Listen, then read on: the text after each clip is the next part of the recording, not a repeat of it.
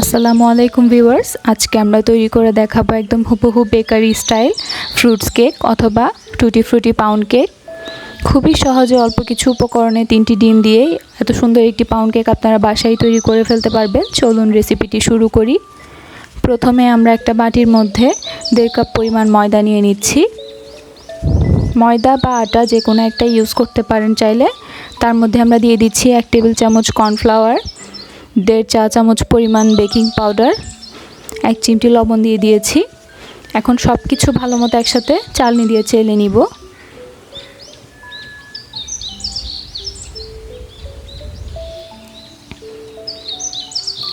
এখন আমরা একটু সাইডে রেখে দিচ্ছি এটা। আমরা অন্য একটা বাটিতে 3টি ডিম নিয়ে নিয়েছি। কুসুম সহ ডিমটা আমরা বিট করে নিব।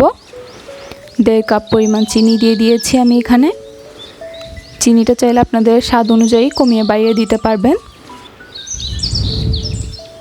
এখন সব কিছু একসাথে ভালো মতো বিটার দিয়ে বিট করে নিব।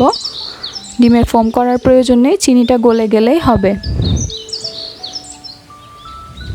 এখন আমরা এতে দিয়ে দিব আধা কাপ পরিমাণ রান্নার রেগুলার তেল, 1 টেবিল চামচ ভ্যানিলা এসেন্স দিয়ে আবারও 30 সেকেন্ড মতো বিট করে নিব।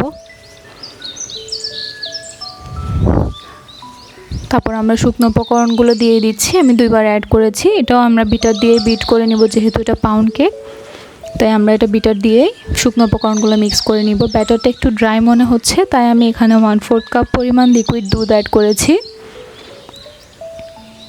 লিকুইড দুধটা দিয়ে আমরা আবারও একটু বিট করে নিব। এখন আমাদের ব্যাটারটা একদম পারফেক্ট হয়েছে।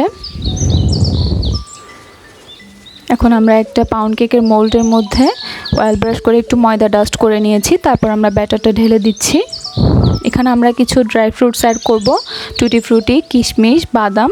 আপনারা আপনাদের পছন্দ মতো ড্রাই ফ্রুটস এখানে দিতে পারেন। আমি একটু ময়দার মধ্যে কোট করে নিচ্ছি ড্রাই ফ্রুটসগুলো, যাতে সব জায়গায় সমানভাবে কেকের সাথে ড্রাই ফ্রুটসগুলো থাকে। এখন আমি ময়দা সহ ড্রাই ফ্রুটসগুলো দিয়ে আবারও একটু হালকা হাতে স্প্যাচুলা দিয়ে নেড়ে দিচ্ছি। উপরে আমরা আরও কিছু ড্রাই ফ্রুটস অ্যাড করব। এভাবে স্প্যাচুলা দিয়ে একটু তেল দিয়ে এভাবে দাগ কেটে দিলে কেকে সুন্দর একটা ক্র্যাক পড়ে, একদম বেকারির মতোই।